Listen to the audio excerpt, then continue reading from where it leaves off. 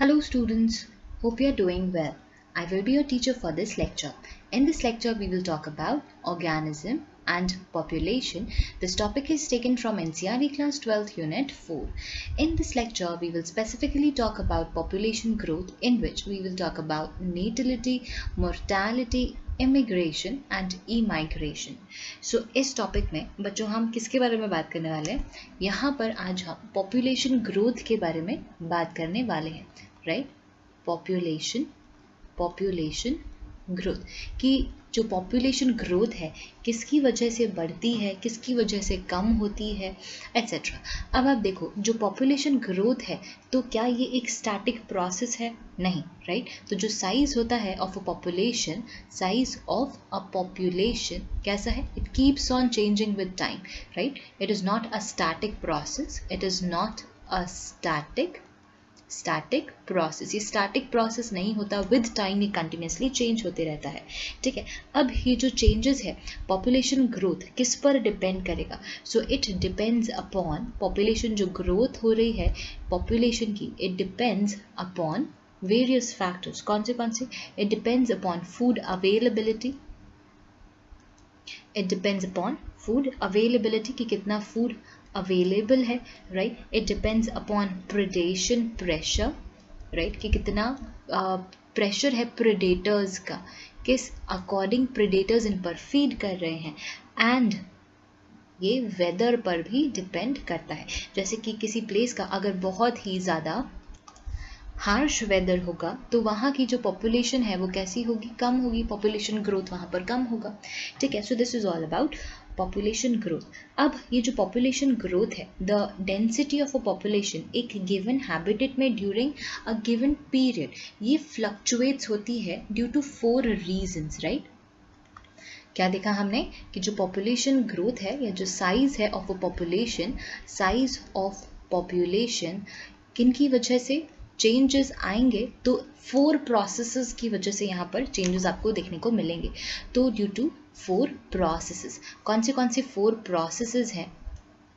4 processes. कौन से 4 processes हैं जिसकी वजह से size of a population change होगा?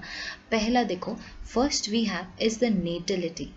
First we have is the natality. What do we mean by natality? Natality मतलब होता है, it refers to the number of births during a given period, right? It refers to the number of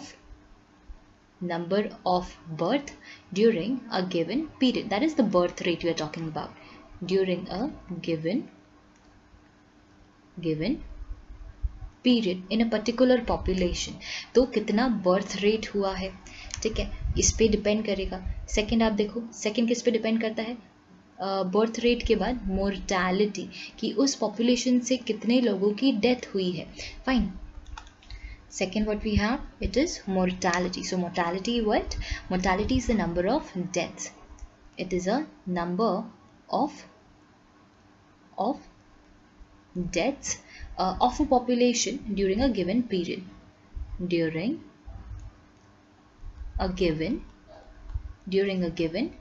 period, कि एक given time period में, given time period कि कितनी death rates हुई हैं, कितने लोग या कितने ऑर्गेनिजम्स वहाँ पे मर चुके हैं.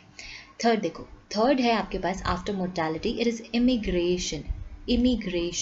What do we mean by immigration? आप नाम से समझें, इमिग्रेशन का मतलब होता है कि उस जगह पर कितने लोग आ रहे हैं, राइट? सो देखो, number of individuals, the number of individuals of same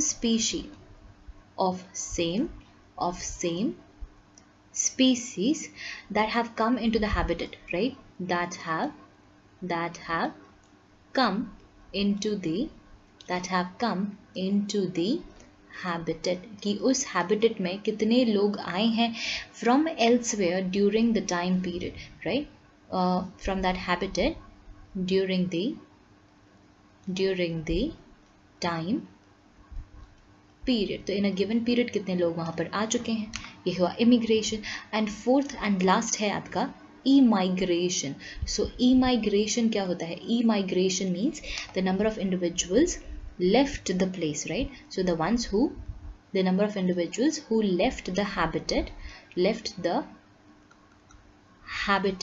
in a given time period. तो एक गिवन टाइम पीरियड में जिसको भी आप कैलकुलेट कर रहे हो, या तो एक मंथ में या एक ईयर में या 10 ईयर्स में, कितने लोग उस जगह को छोड़ के जा चुके हैं एल्सवेयर, कहीं और चले गए, शिफ्ट हो गए, that is known as E migration.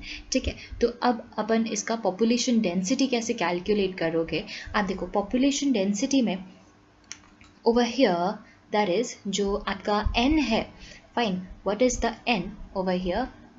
N will be population density at time t.